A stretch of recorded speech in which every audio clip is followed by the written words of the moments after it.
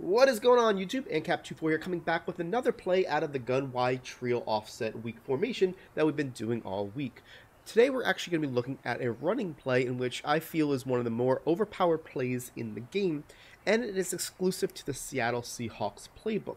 You cannot find this in any other playbook. You can obviously put it in a custom playbook, but when it comes to running this play, it's going to be something that you're not going to see very often due to the fact that you're only going to have it in one playbook. And if you choose to go with the one that we're going with Seattle, you definitely want to use this as an advantage when you go ahead and run the ball.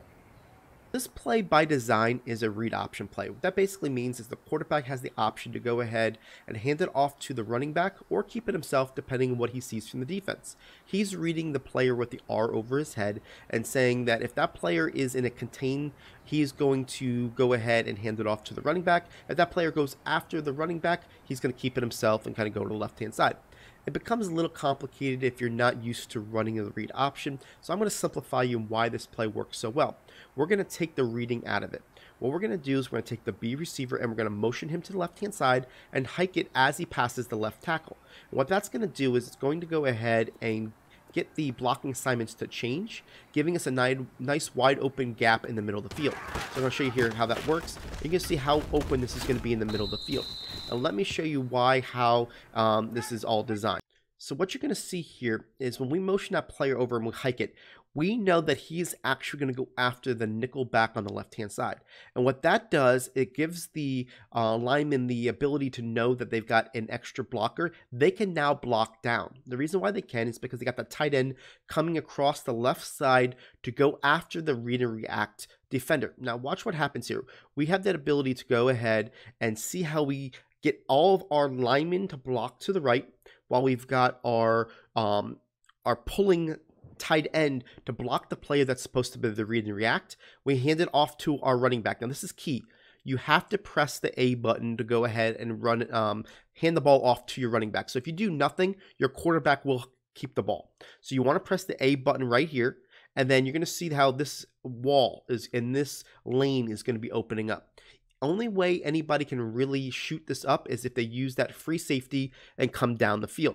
Now that's why this is a best run against a cover 2 and a cover 3 and any type of man coverage. When they start going into a cover 4 where those safeties are on run fits, that guy's going to meet you a little bit closer to the line of scrimmage, usually about 3 or 4 yards. You're not going to have this wide open gap. So you can still run against cover 4. It's just going to be something that, depending on their play recognition on run plays, is depending how quick they're going to get to the line of scrimmage, and depends how big you are. Now, you do want to try to keep this in tight. You can see a lot of times, because of the way the handoff is, that you can kind of run into your player. See how I got really close? You really want to try to keep it tight in there, and you're going to be able to get that really nice run where nobody touches you for a good 10 yards. So let's go ahead and run it a couple times here.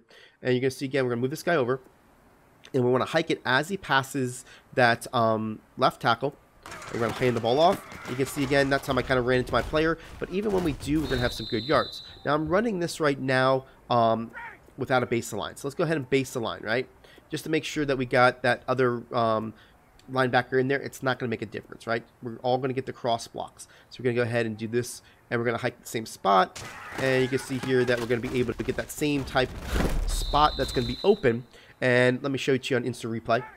So even when they're base aligned, when the nickel back is even further away, you're going to see he's still going to go after the nickel back. So it doesn't matter where that guy's lined as long as he's on the left-hand side. And because of that, you can see that we still get the cross blocks.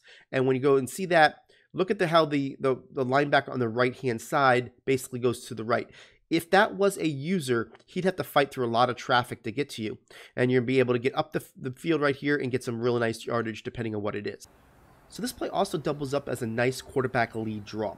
We're going to do exactly the same thing that we did before by taking the B, motioning him to the left, and hiking it as he passes the left tackle. The only difference is we're not going to hand it off. You're going to see that you're going to have that ability with a quarterback with some agility and some speed to be able to get some down the field. Let me show you on instant replay.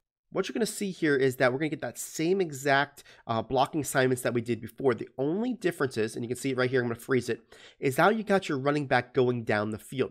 So obviously, if you've got a mobile quarterback that can kind of run this, somebody that's got some good agility, some good speed, you're going to be able to go ahead, follow your running back up the field, and be able to go ahead and get some good yardage depending on what type of ratings you have as your quarterback. You can see Matt Ryan didn't do exactly a great job of showing his athleticism here, but you can see how we get through that hole. We're trying to get that block and try to get around there, and ended up getting some good yards. But it's going to be a really nice play for you as you're able to go ahead and use it in the run game as both. It's just something for the defender to have to worry about. If he's got to worry about blocking, stopping the run, stopping the pass, being able to do a lot of that things, you're going to be able to open up the game. That same motion we'll be able to use on some other play designs in order to make sure that we have pass plays off of that so they can't go ahead and just jump the run. Again, I just want to go ahead and thank everybody for watching this video. If you enjoyed this run play and the options that we were able to show, please hit that like button, as we're going to go ahead and bring you another video on this formation scheme tomorrow. And again, on Friday, we'll have the full formation scheme available at our website at smartmadden.com. Appreciate it all. We'll see you tomorrow.